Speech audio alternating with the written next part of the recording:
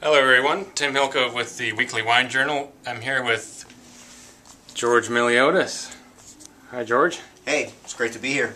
Where are we right now? We are in the Chateau of Seasons52, and the Chateau is where we store all our wines. And on the Seasons52 wine list we have 100 wines, which 65 of them are served by the glass, which is kind of our claim to fame, in that there are 23 different varietals on the list that you can try, spanning 13 countries, and anywhere from really good wines for $6 a glass all the way up to really good wines for $18, $20 a glass.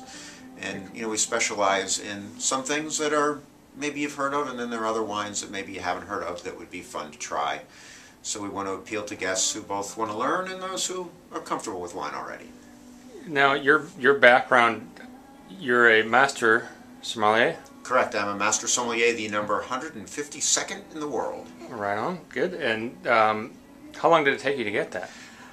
It took me, if you look at it in a line of years, about 10 years, but I took 3 years out in the middle to help open up Seasons52 and develop Seasons52. So it was a good 6.5, 7 years of hard work to get there, but very satisfying hard work, and attaining the goal is very cool. And you've also got the CWE I'm as a certified wine educator also, and it's funny how the two kind of run parallel to each other. You got to have a good nose and know about what's good in wine and what's not good in wine to pass both of the exams. All right, we're going to take a quick tour of the Chateau here at Seasons52 with George. He's going to pull out some of the... Well, let's start right here with this is Gargiulo Money Road Ranch Merlot. I can't tell you the winery that they sell the other Merlot grapes they make to, but it's considered the finest maker of Merlot in all of Napa. They keep their best grapes for themselves though, so fun stuff. 15 bucks a glass, yummy in one word. My favorite Pinot Noir on the list, Scott Paul La Palais, 4 organically grown vineyards in Willamette Valley. And gotta love $70 bottles and screw caps because, hey, it's a winemaker's guarantee that it gets to me in perfect form. Then I have my secret weapon over here, Sierra Cantabria Rioja, which when I get somebody who's kind of into wine and wants to learn something cool and new, what's better than some filet or lamb with Rioja? Nothing. And a lot of times people learn something new about Tempranillo, the hypothetical blend of the power of Cabernet and the smoothness of Pinot Noir all in one. So one of my favorites. And can go surprisingly well with seafood also. What does that run a bottle, George? This is on the list at $9, $9.50 a glass, so it's like a $36, $40 bottle. That's decent. Yeah, really yummy Rioja at a very fair price.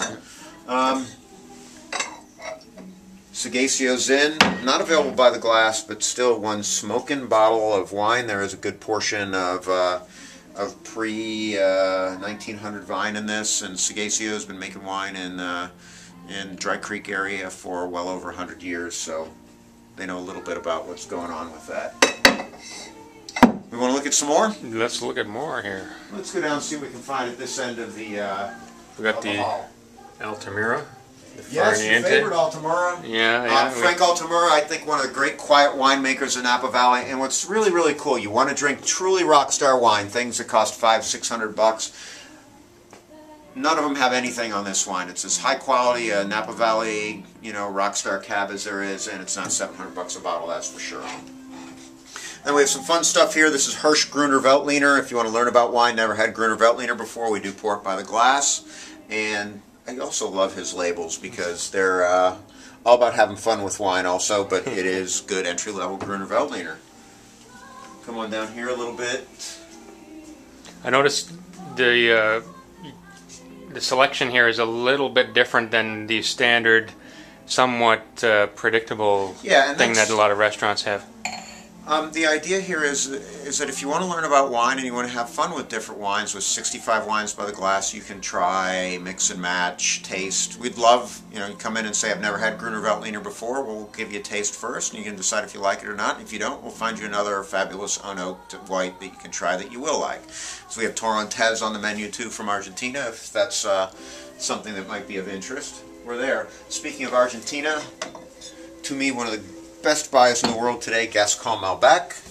Oh, that's interesting. I just had that a little while ago. It's pretty tasty stuff. This is made by the Catena family, and it is It's solid, really yummy Malbec. And Malbec, you know, everybody asks me, "Oh, George, what are you drinking nowadays?"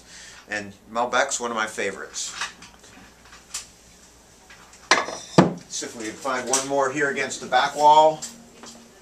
Anything else you got interested in here? Ah, yes, I'll throw a bone to one more person.